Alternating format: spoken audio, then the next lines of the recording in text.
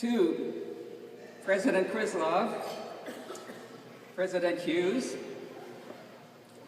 President Wantman, distinguished alumni medal recipients, including Professor Craig and fellow classmate Margaret Erickson, distinguished members of all the reunion classes belonging to the Half Century Club from the class of 1929 to 1962, and finally to the ever more distinguished members of the class of 1963, celebrating your 50th reunion this year.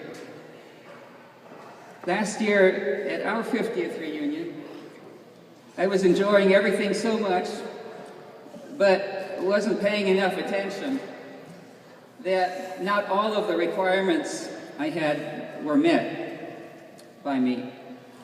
However, I'm grateful that I'm able to come back this year and to finish up my requirements and to finally be able to pass my 50th reunion.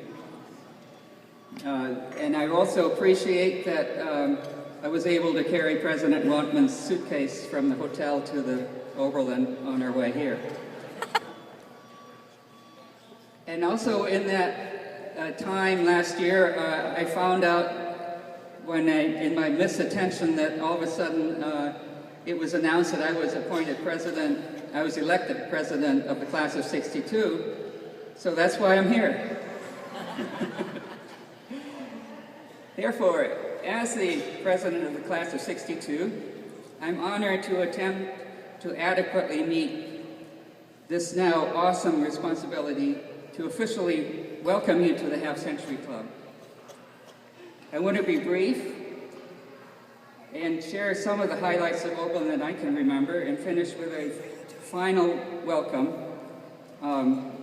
We all had wonderful memories of friendships, classes, concerts, recitals, theaters, sports, and the time we spent here at Oberlin, including excellent courses taught by excellent professors.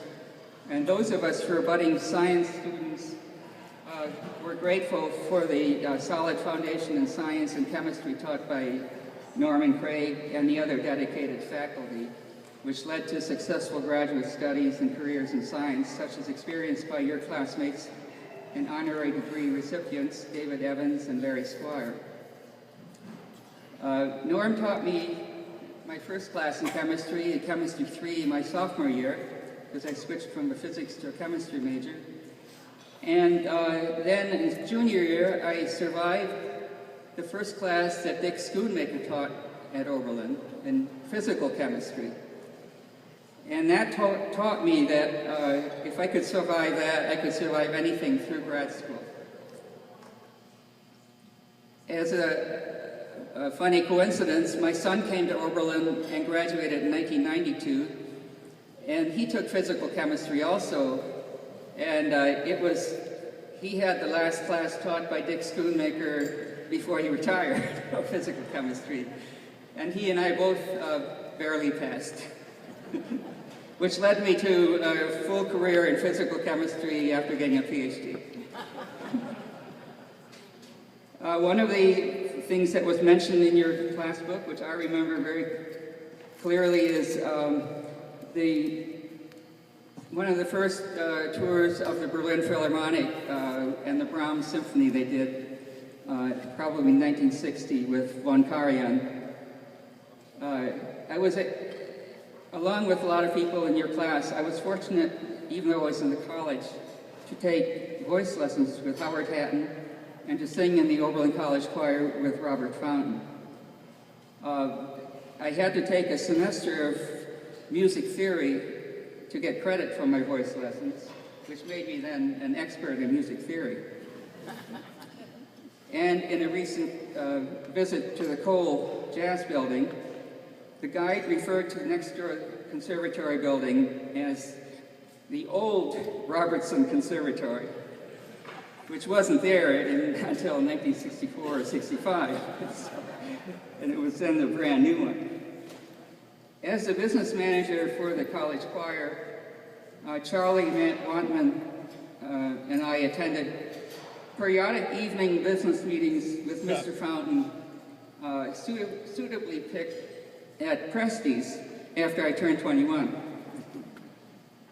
Charlie's age was a little younger, but it wasn't a problem because a non-drinking classmate, Jim Fankhauser, who was of age, ordered a beer which was consumed by somebody else.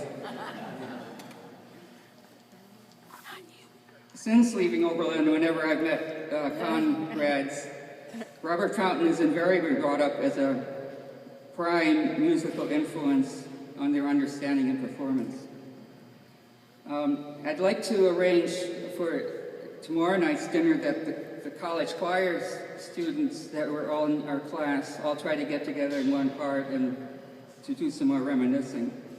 I recently discovered that the conservatory has Con Audio department which transcribed all of the college choir records into CDs. And so I bought almost all of them, and there were also some wonderful concerts of Musical Union and other concerts directed